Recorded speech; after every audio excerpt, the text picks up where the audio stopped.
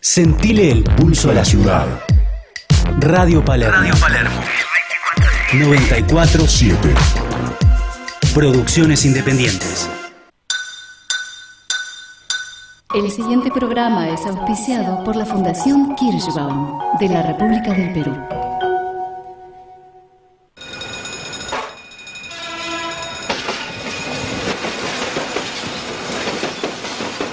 Tren Nocturno les anuncia su partida.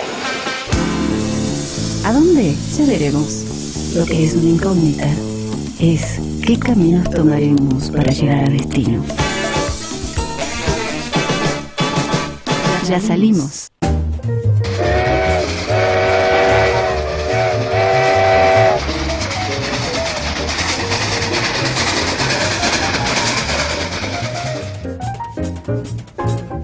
Muy buenas noches, queridos amigos, como todos los jueves, soy Julio Kirschbaum, recalqué especialmente jueves porque les quiero pedir mil disculpas las veces que he insistido con que hoy es lunes. Bueno, tras 13 años de programa los lunes, realmente vale el lapsus, ¿no es cierto? Bueno, amigos, hoy estamos con un tema muy interesante y muy polémico a la vez, porque vamos a hablar de feminismo, pero lo vamos a enfocar desde un lugar, nos vamos a correr un poquito a un lugar que está teniendo mucho impulso hoy día, una mirada muy particular que nos trae nuestra invitada de hoy, que es Roxana Kramer. Roxana, muy bienvenida a este nuevo programa de Tren Nocturno. Muchas gracias por la invitación, Julio. Al contrario, es un placer tenerte porque realmente me interesó mucho tu mirada, que va a crear polémica. Bueno, vamos a ver qué piensa la gente, qué piensan los oyentes, que pueden escribirnos, llamarnos aquí al 4899-1623 o escribirnos a trenradio@gmail.com. Y vamos a hablar fundamentalmente de feminismo científico. Vamos a ver qué es el feminismo científico, que se contrapone, no sé si la palabra es contrapone, vos me vas a decir en cuanto ahora tomemos el aire, tomemos la entrevista, digamos, con el hegemónico, ¿no es cierto? Hegemónico y moderno, digamos, porque actualmente hay contraposiciones al respecto. Bueno, pero antes vamos a ver qué pregunta el tren, ¿no es cierto? El tren pregunta. El tren pregunta lo siguiente: queremos que nos cuentes cuál es el nombre de la coreógrafa, directora y bailarina alemana que afirmó "Baila, baila, si no estamos perdidos". Quienes respondan correctamente a la consigna pueden ganarse entradas de teatro para 2 personas y pueden dejarnos su respuesta aquí al 49899-1623 o enviarnos correo, como recién dije, a trenradio@gmail.com. Y ahora sí, vamos a nuestra invitada, querida Roxana. Muy bienvenida de nuevo, lo reitero, a este programa. Amigos, Roxana Kramer es licenciada en Filosofía, doctora en Ciencias Sociales. Ha puesto en marcha la plataforma Feminismo Científico e incorpora el desarrollo de otras ciencias como la neurociencia, psicología experimental, genética conductual, entre otras. Desde el 2002 está a cargo del Café Filosófico. Nos vas a contar del Café Filosófico. Bueno. Y publicó entre sus libros, tenemos aquí a la vista, La Vuelta al Mundo con Filosofía. Este es tu último libro. Es el último, sí. Después tenemos Desigualdad y Violencia Social, El Sentido de la Vida. Me hace acordar el libro de Merkel. Un sentido de la vida había escrito. Hay varios libros con ese título. ¿Ah, sí? ¿Varios? Sí. ¡Opa! Sí. Bueno, es como Tren Nocturno, hay varios trenes por nocturnos, todos lados. Sí. Bueno, y tengo 2 libros más: La tiranía del automóvil, Falacias del amor y Artes del buen vivir.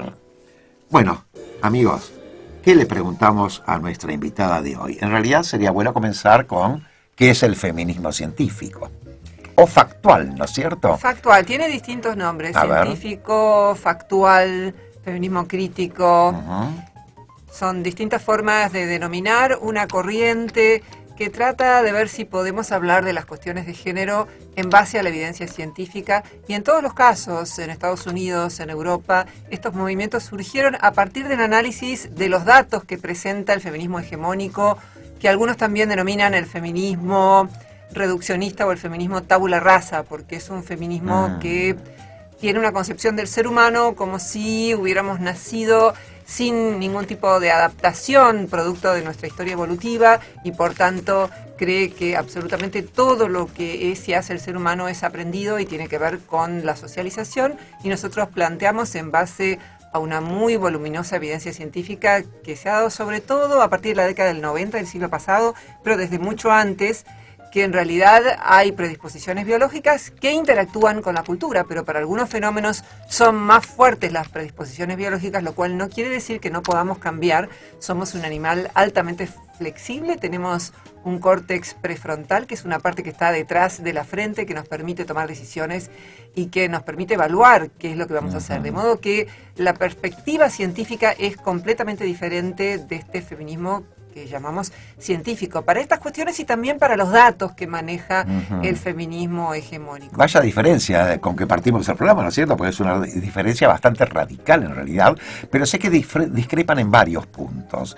¿Cuáles son los puntos en los que más discrepan con el llamado hegemónico feminismo? Es más fácil que te diga con qué estoy de acuerdo, porque en la mayor parte de las cosas discrepamos y creemos que tienen diagnósticos equivocados para casi todos los problemas que plantea el feminismo. Por eso es mejor empezar diciendo con qué sí estoy de acuerdo. Bien. En principio estoy de acuerdo con que se despenalice el aborto, estoy de acuerdo con que exista alguna variante del sueldo del ama de casa o de que exista el reconocimiento de la reproducción de la vida humana como trabajo. En los países del bienestar ocurre que ya se gana bien en general, entonces los años que le toma a una mujer criar a un hijo o a varios, en general tienen protecciones por parte del Estado, están los maridos cuando esas mujeres tienen maridos que aportan, entonces no se presenta como un problema tan grande como en otros países.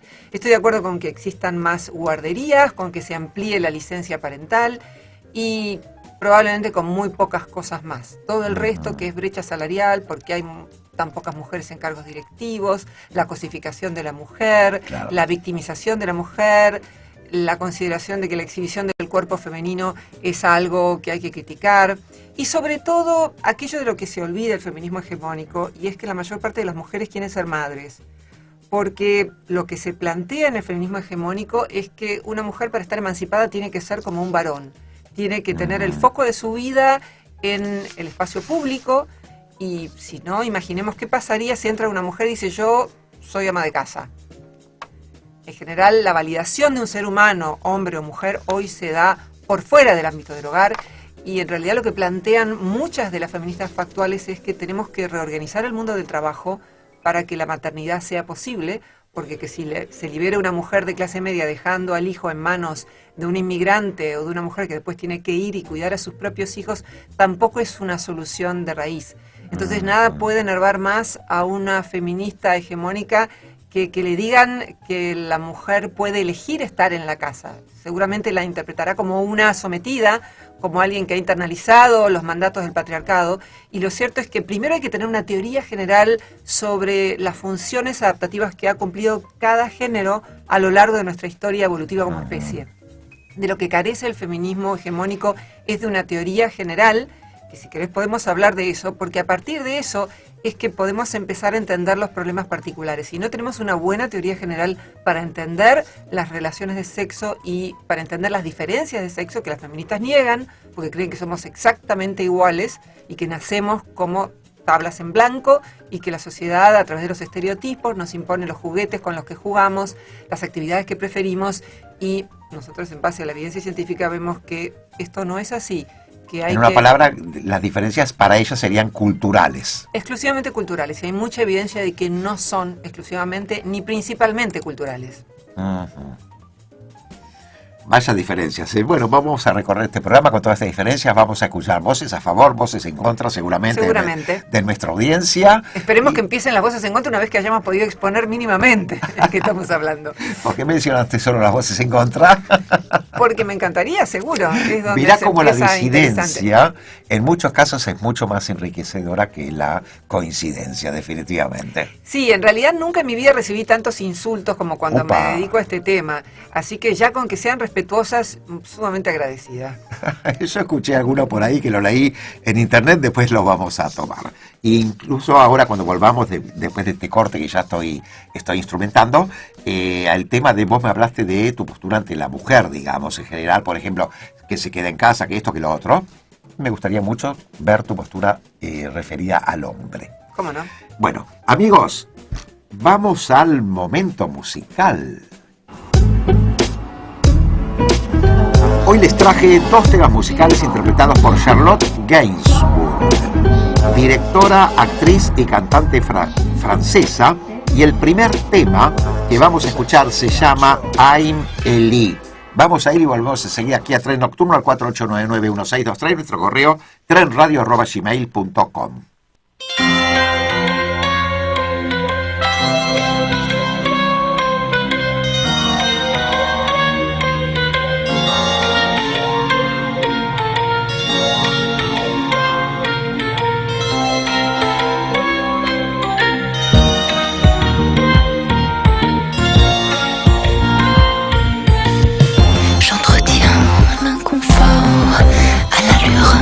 Qui dort grâce à lui contractant chaque muscle de mon corps.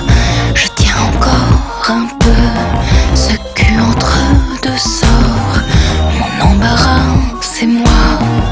J'ai les tempes aux abois, à l'appétit frustré, faussement effarouché. Mon incommodité, fidèle, intimidée. Plus facile de subir, je m'installe sans pudeur face à mes repentirs, vieux trac à tendre peur. Why do you say you're alive? You're alive. Why can't you say who you are? Who you are? Balance mon désarroi, mes indigestes doutes. Je bois mon embarras dans la cuvette des chiottes. Je consume le malaise au bord de la syncope. Incertitude cruelle, faiblesse intellectuelle, à jamais réservée, à toute heure timorée. Mon incommodité me dessert et pourtant je rêvais bien d'excès, de fantasmes indécents sous mon air retenu, discret et bienséant. Why do you say you're alive? You're alive. Why can't you say who you are? Who you are? Where do you play? If I may, if I may, is there a way to defy? To defy? Gracias, Maxi. Seguimos aquí en Tren Nocturno y quiero ahora de algún modo poder decirles las obras de teatro que tenemos para ofrecerles para estos días.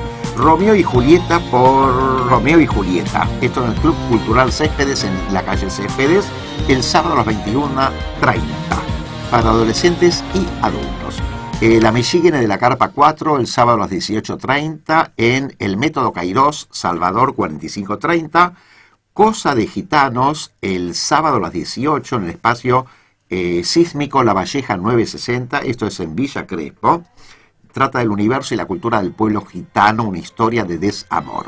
Y les ofrezco una obra que vuelve al cartel, que es el sábado a las 22, Siempre hay que irse alguna vez de alguna parte, en Teatro No Avestruz.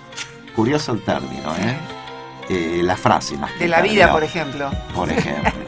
Por ejemplo. Esa es la partida más problemática. Totalmente. Bueno, vamos a un cortecito y enseguida volvemos con nuestra invitada que acaba de hablar recién, Roxana Kramer. Radio Palermo. Roticería Pinamar. Gran variedad de platos fríos y calientes. Roticería Pinamar. Salguero 2036. Delivery al 4821-3866. A metros de Santa Fe. Muy recomendables opciones. Para las fiestas, reservar con anticipación.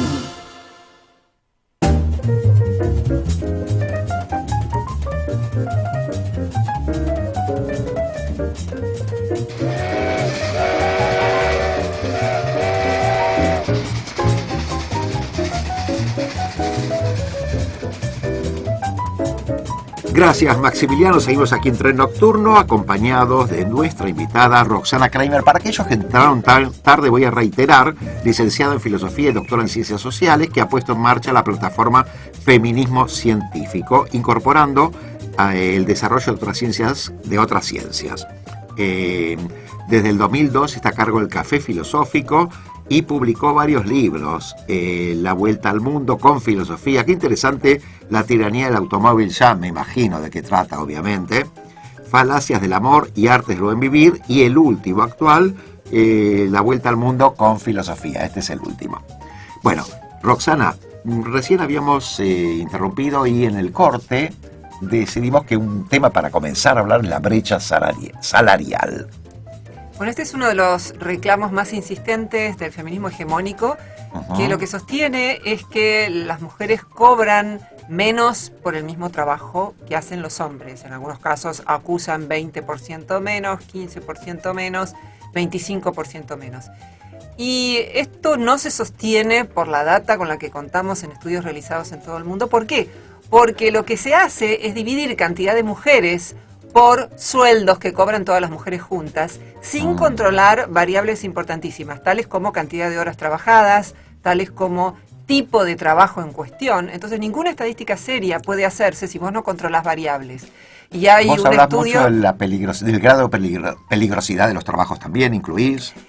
Sí, lamentablemente no se paga más porque el trabajo sea peligroso. En realidad No. se pagan más los trabajos que están asociados a la tecnología, que son trabajos que hacen más los hombres. El que quiera ver un artículo que publiqué sobre esto, publiqué uno en Clarín, pone mi nombre, Roxana Kramer, y pone la palabra feminismo. Hay un par de artículos y en uno de esos están todas las fuentes académicas. Y una de ellas es muy interesante porque es un trabajo que se hizo en Estados Unidos. Y allí se vio que antes de ser madres, las mujeres ganan más que los hombres. ¿Por qué? Porque ya hay más mujeres egresadas de carreras universitarias en buena parte de los países occidentales, incluida la Argentina e incluido Estados Unidos. Entonces, antes de ser madres, las mujeres tienen mejores empleos y ganan más, no por el mismo trabajo, sino por otro trabajo que realizan, porque son graduadas y en Estados Unidos gana más una graduada que alguien que no lo es. El problema es que cuando la mujer es madre suele trabajar menos horas porque necesita trabajar en la casa con los hijos. Y eso es lo que no se está teniendo en cuenta con el tema de la brecha salarial. Aparecen mujeres que digan, mira, yo gano menos que este otro hombre que está trabajando en mi mismo lugar. No aparecen, porque eso ya no ocurre hace muchísimo tiempo. Si es que alguna vez ocurrió, puede que sí haya ocurrido en el pasado. Está reñido con nuestra Constitución y sin embargo, pese a que no hay evidencia de eso y pese a que contamos con estudios tales como que cuando controlamos la variable de la cantidad de horas trabajadas, ahí vemos que no ganan distinto por el mismo trabajo. ¿Vos seguís considerando que la mujer tiene menos presencia en algunas profesiones como por ejemplo las ramas técnicas? Sí, ahí tenemos que empezar a ver la evidencia biológica. Hay muchísimos estudios a esta altura que muestran que los niveles de testosterona en el útero de la madre correlacionan con distintos tipos de comportamiento. Por ejemplo, en mujeres que han recibido, cuando estaban en el vientre de su madre, que la madre ha recibido testosterona porque tienen hiperplasia congénita, que es una disfunción, tienen un tipo de juego más típico de los varones, que es un juego más bien agresivo, el preferir objetos técnicos, camioncitos. Alguien dirá, pero ¿qué tiene el camioncito de biológico? Bueno, Pues que hombres y mujeres no enfrentaron las mismas estrategias, no tuvieron los mismos desafíos en nuestra historia evolutiva. Durante 99% de la historia evolutiva humana, las mujeres se ocuparon centralmente de la crianza de los hijos y de recolectar semillas y frutos.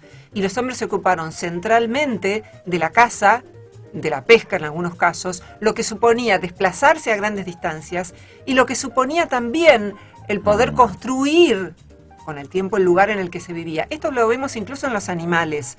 Vemos que hay gran cantidad de pájaros y animales en general que construyen el nido en donde después va a estar el huevo. Esto ocurre entre pájaros, ocurre entre un montón de animales en donde cuando nace la cría necesita de un tiempo hasta ser autónoma. Entonces, hombres y mujeres no enfrentaron las mismas estrategias y esto se ve en una divisoria de aguas muy importante que explica también la diversidad en la elección de carreras. Pero y los animales, por ejemplo... Déjame terminar un poquito esta idea y seguimos con lo de los animales. Me gustaría seguir con eso, sí. La idea por favor. es que justamente porque enfrentamos estrategias distintas, Bien. las mujeres estamos más centradas en las personas, nos interesan más las personas y las carreras que están centradas en las personas como psicología y lo vivo en general, veterinaria, abogacía, tiene que ver con conflictos entre personas. Si ustedes ven la cantidad de mujeres en todo el mundo, incluso en los países en donde más se respetan las cuestiones de género, donde hay más igualdad de género, hay más brecha en la elección de carreras y una mayoría masculina en carreras técnicas como ingeniería, como ciencias de la computación, como física. Entonces, hay una estrategia diversa por la cual los hombres están más focalizados en objetos. ¿Y cómo lo sabemos? Lo sabemos también por los estudios hechos con autismo. Los autistas tienen mucho más interés en los objetos y en la sistematización que en las personas. El autista se caracteriza por tener dificultades en sus relaciones sociales, que es justamente aquello en lo que las mujeres tienen más facilidad. Entonces vemos estudios en donde se inyecta testosterona a una mujer y empeora su empatía cognitiva, que es algo vinculado con la inteligencia social que las mujeres en promedio tenemos más desarrollados. Entonces tenemos, por un lado, aún las que no quisimos ser madres ni un minuto de nuestra vida, como es mi caso, una propensión a tener intereses vinculados con personas. ¿Cómo se ve eso? Se ve en las carreras que elegimos, pero también en los libros que compramos. 80% de los libros de autoayuda son consumidos por mujeres. En el tipo de orientación que se sigue en filosofía, mucho más ética y orientaciones asociadas con personas, y mucho menos lógica y filosofía de la ciencia, que tienen que ver más con niveles de abstracción, que no es que las mujeres estemos negadas a poder comprenderlo, sino que nos interesan menos las carreras que tienen que ver con abstracciones y mucho más carreras y temas de conversación e intereses de todo tipo, como ayudar a una ONG, que están focalizados en personas. Entonces tenés en biología una mayoría de mujeres. ¿Por qué? Porque biología trata sobre lo vivo. Y tenés en carreras técnicas como ingeniería una superabundancia de varones. Esos son los juguetes de los chicos. ¿Pero estas diferencias son biológicas? Sí, son biológicas. Y recomiendo a todos un documental en YouTube que se llama Lavado de cerebro, la paradoja de la elección. La paradoja es que en los países donde se respetan más los derechos de género hay más diferencias en las carreras. Ahora, si son biológicas, dejo de lado la posibilidad, en realidad la pregunta que te iba a hacer cuando vos me dijiste, déjame, no quiero dejar de lado esto, justamente me lo respondiste con lo que me dijiste recién, más o menos anduviste por ahí. Pero yo te decía, por ejemplo, si rotundamente afirmamos que es biológico, ¿qué pasa con el tema del trato? ¿Se trata igual a un chiquito que recién nace si es varón o si es nena? Por parte de los padres, hay evidencia de que sí, que hoy en día se los trata igual. Puedo Sí, repetir hay a tendencia. trabajos científicos. Vamos a decir que tengo un sitio web que se llama feminismocientífico.com.ar. Ingresan a ese sitio web y hay un link que se llama Sexo y Ciencia. Y si ustedes ingresan ahí, van a ver que en el segundo link, empezando de arriba, hay cualquier cantidad de estudios científicos que muestran que hay muchas razones para pensar que influye mucho más la biología. Por ejemplo, menos de un año ya hay diferencias.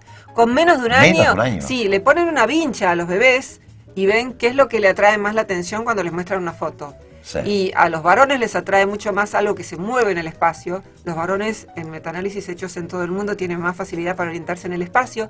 Lo que no significa que haciendo un curso en el ingreso a ingeniería, las mujeres no puedan, en promedio, porque siempre hablamos de promedio, no podemos predecir las habilidades que pueda tener un individuo por su adscripción a un grupo. Siempre estamos hablando de promedios y no estamos diciendo que la cultura no influya. Lo que estamos diciendo es que en algunas cuestiones puede influir mucho más la biología y hay bastante evidencia de que en los intereses, y eso se puede ver en la conversación de hombres y mujeres cuando hay una reunión, las mujeres se juntan a hablar de ciertos temas, los varones se juntan a hablar de otros temas, eso se puede ver en infinidad de cuestiones que tienen que ver con intereses de hombres y mujeres. Y las feministas se enojan muchísimo cuando uno les habla de esto y cuando se les muestra que en realidad los estereotipos no son solo causas, sino que pueden ser efecto, en el sentido de que las personas tienen ideas generales sobre todo. No sé por qué se nos considera inteligentes cuando tenemos ideas generales sobre las cosas, pero cuando tenemos ideas generales sobre las personas se considera que eso es racista, que eso es discriminatorio. Es lógico que nos formemos ideas generales. Lo que no es lógico es prejuzgar que si una persona es mujer, entonces no le va a interesar la ingeniería. ¿Por qué no? Porque hay un montón de ingenieras que son brillantes y que pueden descollar en lo suyo. Simplemente estamos hablando de promedios. Recién tocaste hace un rato, igual estamos llegando al segundo corte, tocaste el tema hormonal. Tenemos un correo, lo respondemos en cuanto volvamos aquí a Tren Nocturno, que dice lo siguiente: hola querida invitada y Tren Nocturno, el tema hormonal, ¿es importante las diferencias de sexo? Pregunta, soy Leonor de Barrio Norte.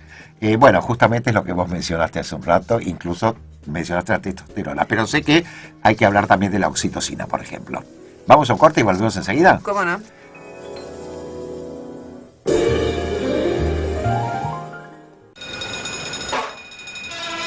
Atención, señores pasajeros. El tren nocturno detendrá su viaje aproximadamente 3 minutos por desperfectos técnicos. Disculpen las molestias ocasionadas. Radio Palermo 94.7. Producciones independientes.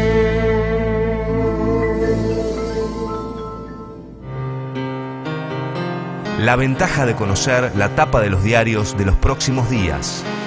La posibilidad de estar informado con sentido crítico y sin manipulaciones. Todo lo encontrará en Copyright, un programa para reflexionar sobre nuestro tiempo, con rigurosidad periodística y pluralismo. Copyright, todos los jueves de 20 a 21, con la conducción de Jorge Figueroa y Lorena Guarino. Cuando se apaga la luz, arrancamos nomás con se iluminan todos tus recuerdos. Walk On By. ¡Qué temón! La puerta del tiempo. Con la conducción de Alfredo Lepera. On By, un clásico de Beck Bacharach y Hal David.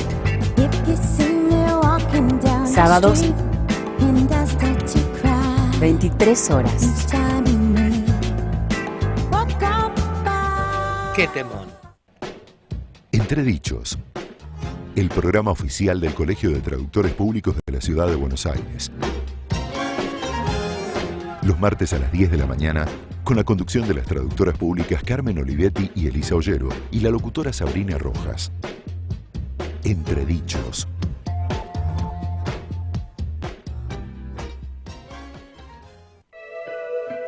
Desde Buenos Aires y hacia todo el mundo, RPLM 94.7. RPLM Radio Palermo. Producciones independientes. Pinamar Café, pizzería y restaurante. Salguero 2069. Delivery al 4823-3003.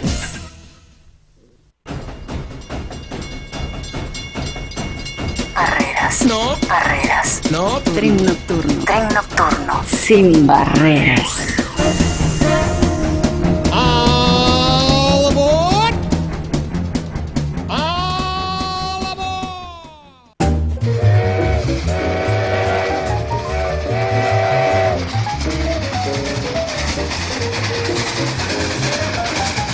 Gracias, Maximiliano. Seguimos aquí en Tren Nocturno, acompañados de Roxana Kramer, licenciada en Filosofía y doctora en Ciencias Sociales. Roxana, el programa vuela, pero le vamos a sacar el jugo como sea. Estamos recién tocando el tema de lo hormonal. ¿Volvamos a ellos? Sí, en la 7ª semana de embarazo, los testículos liberan testosterona, que es la principal hormona masculina, masculinizando el cerebro. En realidad se produce en distintos momentos la masculinización. En el momento de la concepción, es un momento, luego a la 7ª semana de embarazo, los ovarios de la mujer también liberan testosterona, pero menos que en el caso del varón. Esto explica también a veces por qué puede haber personas que tengan un cuerpo de varón pero que tengan deseo por el otro sexo. Es decir, no hay un único momento de masculinización. Luego hay una liberación de testosterona cuando nace el bebé, luego a los 6 meses y después en la pubertad, cuando sale la barba, la voz se vuelve más grave. Y esto tiene que ver con una serie de cambios, tiene que ver con una serie de predilecciones en los juguetes. Un caso muy sintomático fue el de David Reimer, porque David Reimer nació con intersexo en una época en la que no se sabía mucho y entonces los padres le ocultaron que él era varón y lo educaron como mujer. Y él siempre se sintió, lo describió de esa manera, como un hombre atrapado en un cuerpo de mujer, tenía predilección por juegos de varón, tenía toda la psicología de un varón, solo que todo el mundo le decía que era mujer. Al final los padres le dijeron que él había nacido como varón y que le habían hecho una operación. Luego terminó casado con una mujer, pero tuvo una vida no muy feliz y terminó suicidándose. Y hay muchos otros casos similares al de Reimer, en donde justamente la socialización es del sexo no hormonal, digámoslo así, y lo que termina predominando es lo que tiene que ver con la carga hormonal, de la que tenemos mucha evidencia en animales. Por ejemplo, para darte un animal atípico, la hiena es un animal en donde la que tiene más testosterona es la hembra, no el macho. Tiene una suerte de clítoris muy largo que parece un pene y la agresiva es la hembra. Y esto tiene que ser enmarcado en una teoría que fue postulada por Darwin. Darwin postuló 2 teorías. Una teoría es la de la selección natural, pero otra, que cayó en desgracia durante 100 años, es la teoría de la selección sexual. Lo que vio Darwin es que el sexo que más invierte en la nueva generación es en general en todas las especies animales el femenino. No es general porque hay algunas especies en donde el que más invierte es el macho. Y como invierte más, como ese sexo tiene menos huevos, una mujer puede tener muchos menos hijos que un varón. Nosotros somos hijos de los varones que lograron tener la mayor cantidad de hijos posibles, porque con el esperma de un varón se puede concebir una cantidad de hijos ilimitada prácticamente, mientras que no ocurre lo mismo con una mujer. Entonces, el sexo que más invierte, esto significa que tiene que dar de lactar, que tiene que gestar, ese sexo es más selectivo para sexo a corto plazo. ¿Qué significa? Que selecciona más la calidad, buenos genes, provisión. Lo del macho proveedor no es un invento de la cultura, existe entre animales. El pájaro que quiere seducir a la hembra le trae algo para comer, hace el nido. Todo esto que en la cultura adquiere determinadas formas y que tiene que ver con protección y recursos, existe también en la naturaleza. Y si algo enerva muchísimo al feminismo hegemónico es que uno diga que somos animales. Somos animales, somos un tipo de primates, tenemos una historia evolutiva y en la medida en que lo olvidemos, nunca vamos a poder entender de qué van las diferencias de sexo. Y tiene que ver con eso, tiene que ver con que, por un lado, hay muchos experimentos en donde se le inyecta in útero, por ejemplo, a la hiena, menos testosterona, se le saca testosterona. Recordemos que acabo de decir que la hiena hembra tiene más testosterona que el macho. Entonces, ¿qué logran? Cuando quitan testosterona y esa hembra hiena nace con menos testosterona, es mansa.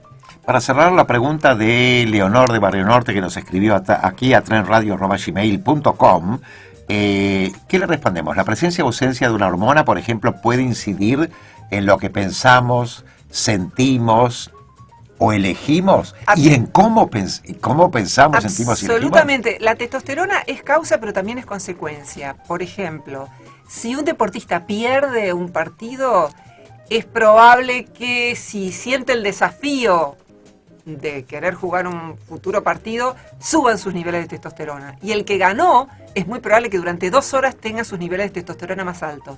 Cuando los pibes están arriba del skate, de pronto aparecen unas chicas bonitas y les sube la testosterona. Cuando un hombre entra a un auto caro, y si eso para él es significativo, en Holanda sería subirse una bicicleta, porque ahí no es prestigioso el auto caro, le suben los niveles de testosterona. ¿Por qué? Porque al ser la hembra el sexo más selectivo, tuvieron los machos que pelearse por las hembras. ¿De qué manera? Con fuerza física primero, y uno puede predecir si los machos han peleado por las hembras por el tamaño de los machos. Por ejemplo, entre los gorilas, el tamaño del macho duplica el de la hembra. Esto significa que fue necesario que los machos pelearan entre sí para poder ganar a las hembras. Esto significa fuerza física y esto significa también recursos. Vos te hago una pregunta. ¿De qué porcentaje de hombres y de qué porcentaje de mujeres creés que descendemos? Estadísticamente yo sé que son muy superiores la cantidad de hombres que de mujeres que de hombres. ¿Cómo viene la pregunta? La pregunta se puede responder igual tratándose de seres humanos o tratándose de todos los animales en donde la hembra es la que más invierte. Entiendo. Nosotros, los seres humanos, somos descendientes de alrededor del 53% de las mujeres que han logrado reproducirse y de alrededor del 33% de los varones. Sí. La mayor parte de los animales machos no se han reproducido nunca, no han tenido una sola relación sexual. ¿Cómo lo sabemos? Lo sabemos porque ahora se hacen estudios de ADN y podemos saber de quiénes descendemos. Lo sabemos porque hay estudios de antropología en donde se ve quiénes son los que se reproducen. Y se reproducen los más exitosos, los alfa, los que entre los Yanomami matan más personas, que son los que pueden proteger a la mujer. Las mujeres se han asegurado que sus hijos sobrevivieran tratando de ser protegidas y de tener recursos de esos machos alfa. Entonces, entre la Yanomami, el varón que tiene más éxito es el varón que mata más. Entre nosotras, el varón que tiene más éxito es aquel que adquiere prestigio en el ámbito en el que nos desenvolvemos. Si es la universidad, probablemente le seduzca más el titular de cátedra que el compañero.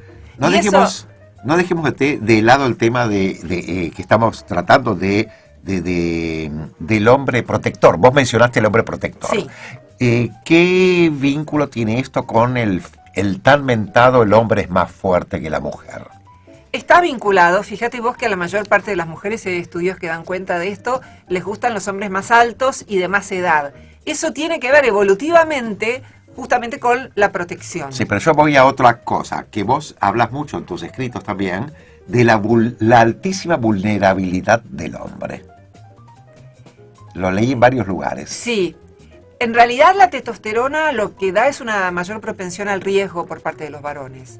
Esto tiene que ver justamente con esta pelea de la que estamos hablando, el hecho de que para llamar la atención de las hembras, tanto entre los animales como entre los seres humanos, los varones han debido, en el ámbito de la naturaleza y también en los ámbitos primitivos entre los seres humanos, luchar cuerpo a cuerpo, pero también significa que han debido competir entre sí, competir por la atención. La historia del arte y de la ciencia puede ser vista de esa manera. No sé si te acordás de lo que decían Caloi y Dolina, todo lo que hacemos de última es para levantarnos minas. Bueno, si uno toma la teoría de Darwin de la selección sexual, no está tan lejos de esa idea de que la cultura y la ciencia casi en su totalidad fueron históricamente creados por varones para seducir mujeres. Esto, si uno no tiene claro qué dijo Darwin y qué evidencia encontró la teoría de la selección sexual a lo largo de los años, que es una de las teorías más validadas en ciencia, le parece un reverendo disparate. Pero no lo es. Para darte un ejemplo, contá la cantidad de músicos varones que hay hoy, que tocan instrumentos musicales. Un instrumento es un objeto. ¿Recordás lo que habíamos dicho de interés por las personas e interés por los objetos? ¿Por qué? Porque para conseguir una pareja a largo plazo, la mujer, o sobre todo para conseguir sexo a corto plazo, la mujer no precisa mucho. Quiero decir, cualquier mujer que quiera sexo ipso facto no tiene las dificultades que tiene un varón. Esa sería una de las formas de ver que a corto plazo, para sexo a corto plazo, los machos, hablemos de caballos, hablemos de seres humanos, la han tenido más difícil. Por eso es que descendemos de menor cantidad de hombres que de mujeres. En general, para parejas a largo plazo, con el atractivo físico, también descendemos de las mujeres más lindas. Para la mujer era suficiente, aunque por supuesto para largo plazo también para los varones es importante el buen carácter, el desarrollo de aptitudes, el buen humor. No nos diferenciamos tanto en lo que elegimos a largo plazo, pero a corto plazo sí. No olvidemos, no corramos de lado la vulnerabilidad del hombre. Vos hablas mucho en muchos escritos sobre el tema de la vulnerabilidad en función de, por ejemplo, el hombre que pierde el trabajo, el hombre que muere más joven que la mujer, el hombre que es despedido del trabajo, obviamente, y bueno, en general la fortaleza esa tan mentada que se desvirtúa. Sí. La vulnerabilidad tiene que ver, en principio, como hablemos de los movimientos de defensa de los derechos del hombre, por ejemplo. A eso voy apuntando ahora.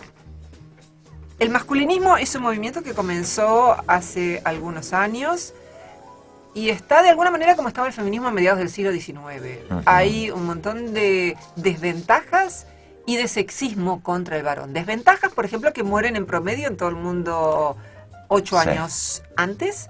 Y hay menos investigación para eso que para muchas enfermedades que padece la mujer.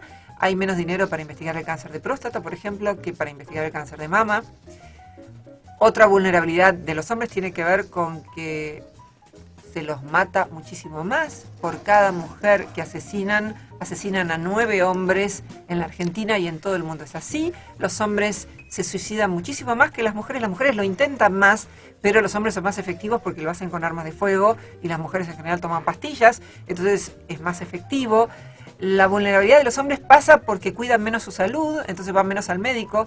Recordás que decíamos recién que la testosterona hace que adopten actitudes de mayor riesgo, entonces de pronto van a la bancarrota, invierten todo su dinero o apuestan todo porque tienen esta propensión al riesgo. Hay un premio que se da todos los años que es el premio Darwin, a las muertes estúpidas.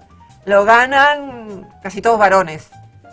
El cura que se tiró en globo por el Río de la Plata para hacer una obra benéfica. ¿Vos te imaginás una mujer tirándose en globo en el Río de la Plata? Somos más prudentes, vamos más veces al médico, hay datos objetivos que así lo corroboran. Entonces, bueno, parte de esas vulnerabilidades tienen que ver con eso y con desigualdades ante la ley. Los hombres tienen mucha más posibilidad de ganar un juicio por tenencia en caso de divorcio que las mujeres. El 90 y pico % de los juicios por tenencia lo ganan las mujeres. Esto es un caso de desigualdad ante la ley. Nuestra ley de femicidio desde el año 2015 marca una absoluta desigualdad ante la ley porque si vos estás casado y tu mujer te mata a vos, ella va a la cárcel una determinada cantidad de años. Si en la misma situación descrita exactamente igual, vos la matás a ella, vas el resto de tu vida a la cárcel. Esto quiebra un principio básico de igualdad ante la ley y no dejo de tener en cuenta que lo que estoy diciendo es polémico, pero así como existe para estas cosas, hay bastante evidencia de que para un montón de delitos los hombres tienen más años de cárcel. Estudios hechos en distintos países. Hay uno de Sonia Storr que muestra que en promedio reciben 5 años más de pena por el mismo delito. De modo que hay mucho para trabajar en el caso de los hombres, hay muchos grupos masculinistas. ¿Pero acá no influye también las estadísticas? Que es mucho más la cantidad de mujeres maltratadas o golpeadas que hombres. No, hay muchos más hombres. Primero tenemos que saber de qué estamos hablando.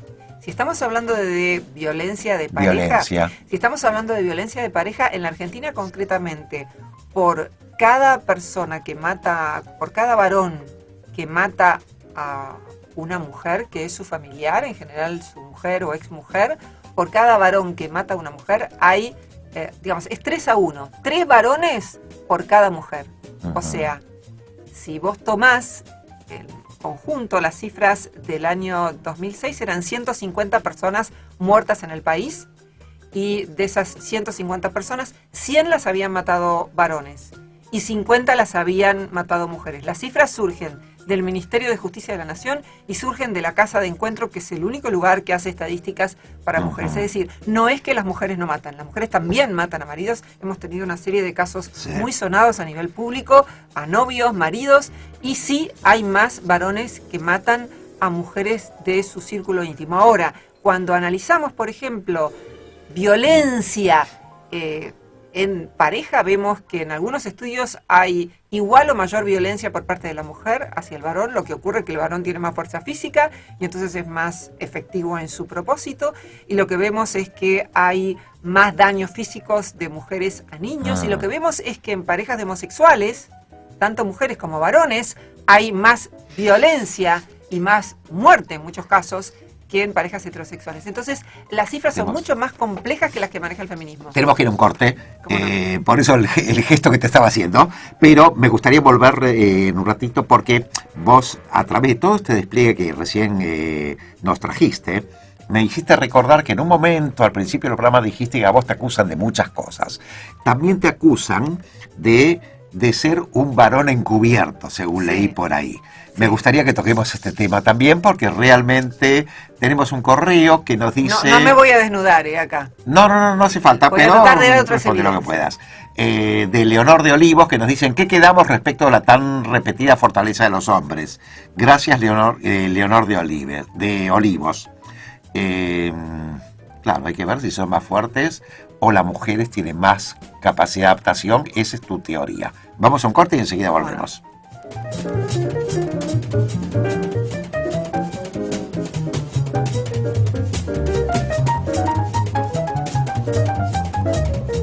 Volvemos con un tema musical que es el de... la traemos de nuevo a Charlotte Gainsbourg en The Operation.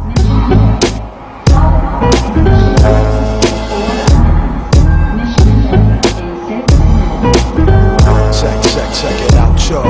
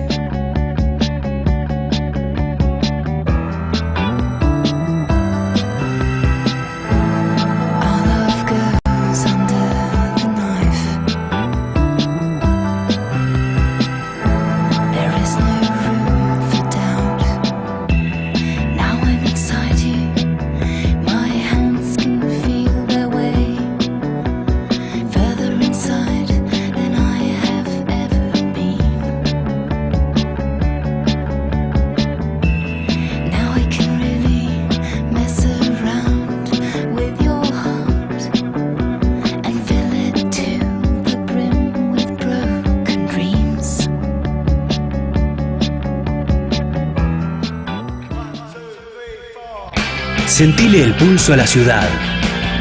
Radio Palermo 94.7. Producciones independientes.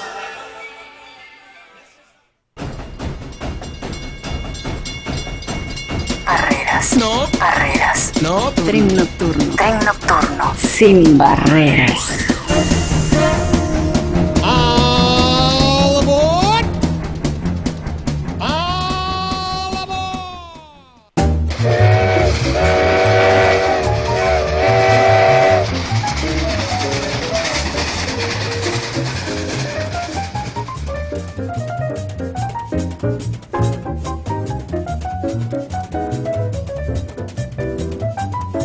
Gracias, Maxi. Seguimos aquí en Tren Nocturno, el 4899-1623, acompañados de Roxana Kramer. Roxana, vamos de frente, porque tenemos 7 minutitos de programa, a los cargos jerárquicos. ¿Hay mujeres, pocas, muchas en cargos jerárquicos? Este es uno de los reclamos clásicos del feminismo hegemónico. ¿Por qué hay tan pocas mujeres jefas? Y acá tenemos que entender 3 ejes para poder saber por qué hay menos cantidad de mujeres en cargos jerárquicos. Y si tomamos los países como los escandinavos, que es donde hay más igualdad de género, vemos que todavía hay menos mujeres en cargos jerárquicos. Noruega particularmente, ¿no? Sí, también. ¿Por qué? Recuerdan que hablamos de la teoría de la selección sexual. Hombres compitiendo por mujeres. Bueno, justamente esta competencia tiene que ver con niveles de testosterona y tiene que ver con una estrategia evolutiva de los varones que puede ser vista en distintos estudios científicos en donde las mujeres se sienten más atraídas por hombres con estatus, por hombres con dinero, por hombres prestigiosos. Entonces hay una motivación no consciente en los hombres por estar en esos lugares de estatus porque saben que van a poder tener una pareja de mayor valor de apareamiento, mate value lo llaman en inglés, van a poder tener más mujeres en general. ¿A la mujer le gusta ser dominada? Porque el hombre con estatus... Ahí entra el tema del poder. No creo que le guste ser dominada. No, lo que ¿Un hombre pobre tiene poder?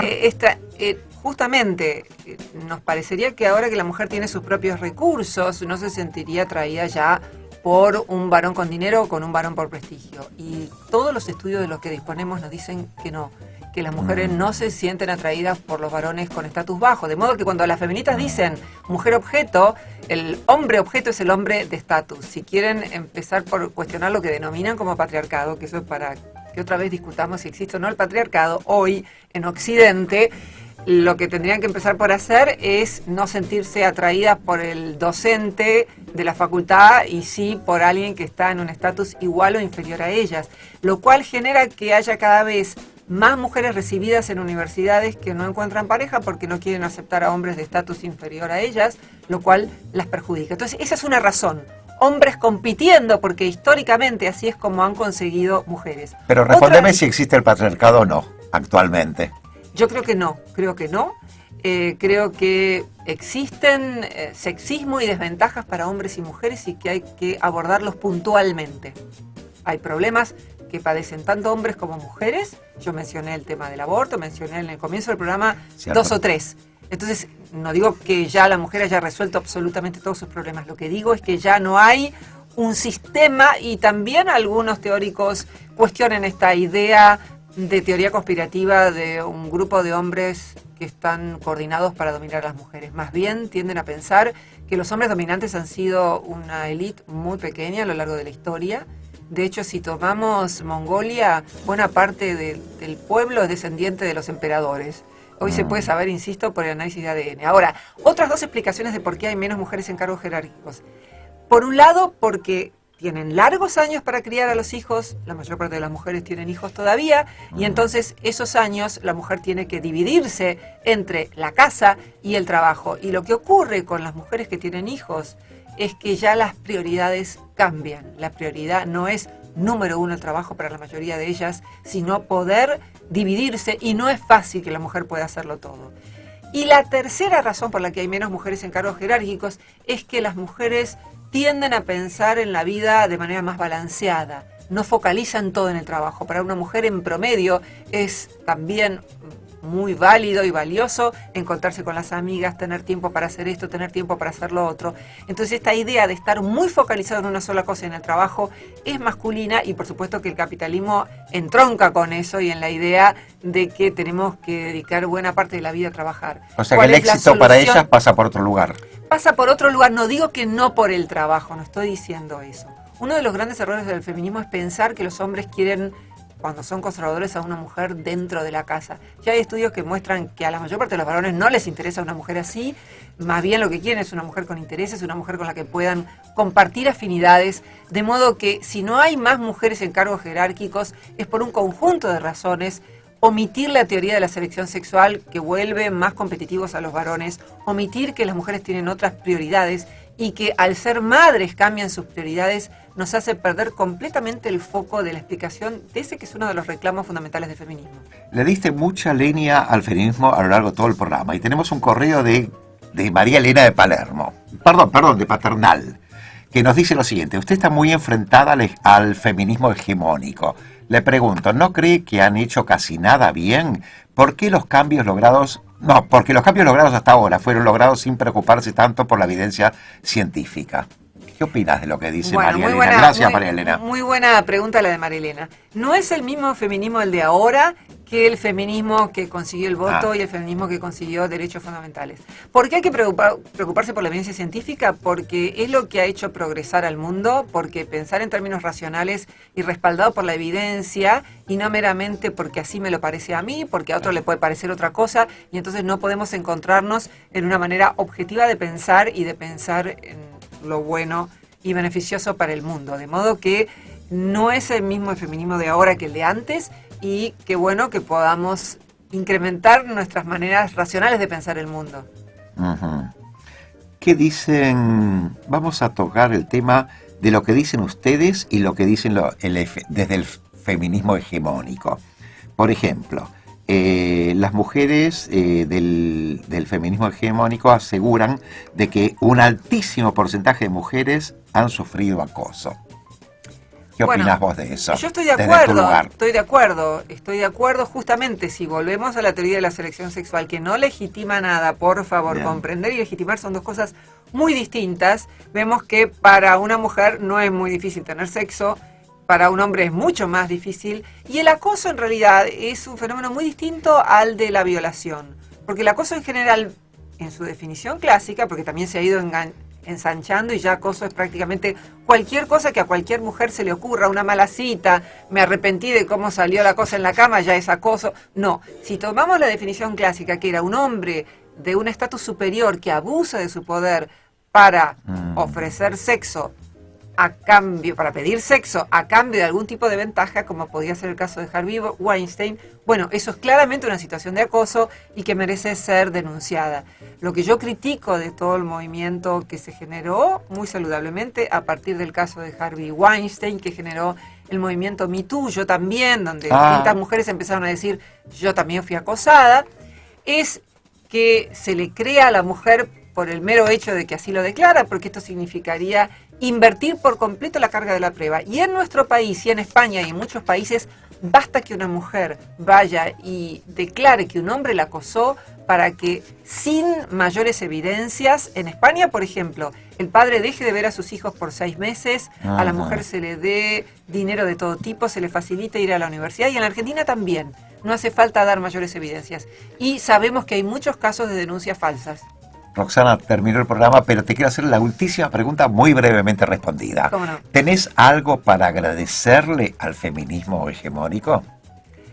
Al de hoy tengo para agradecerle que se ocupen tan activamente de la cuestión del aborto. Hay coincidencias, no es que no haya. Lo que pasa es que no es un grupo con el que se pueda dialogar. En general lo que hacen es bloquear en las redes, apenas alguien discrepa, bloquean, insultan. No digo que sea el caso de todos, pero de las formadoras de opinión sí, tengo muy malos ejemplos, he tenido muy malas experiencias, muchas, le inicié acciones legales a una de ellas, o sea sí, pero hay que ver si ahí no entran factores políticos, porque hay factores muy virulentos políticos dentro del feminismo, como lo que pasó ahora con la Feria del Libro. Mira, yo tengo más afinidad política. Una charla. Yo tengo más afinidad política con el feminismo hegemónico que con el masculinismo, en donde hay una fuerte presencia de la derecha. De modo que las cosas son complejas, daría para otro programa, pero creo que hay que tener una izquierda crítica. Creo que hay que basar las políticas públicas en la evidencia científica, y no quería que se terminara el programa sin decir que los que quieran seguirnos en las redes, porque tenemos una participación muy activa en las redes, pueden buscarnos en Twitter, @feminisciencia con SC, @feminisciencia, estamos en inglés, tenemos una lista que ya ha crecido mucho en inglés, @feminiscience, también pueden buscar el Twitter que es @Roxana Kramer, y en Facebook también Feminismo Científico es el grupo, y para el Café Filosófico, donde este próximo sábado vamos a hablar de testosterona y diferencias de sexo, y para ver otros temas de Café Filosófico pueden entrar en filosofiaparalavida.com.ar o buscar Roxana Kramer con K, que también van a encontrar en Google. Gracias, Roxana Kramer, por haber estado con nosotros. Muchas gracias por haber estado. Y con un tema polémico, bueno, la gente tomará su posición. Definitivamente. Gracias, Maximiliano, por la presión técnica. No se vayan, seguimos con No Mires para Otro Lado. Muy buenas noches, soy Julio Kirschbaum y nos vemos de aquí una semana el próximo jueves.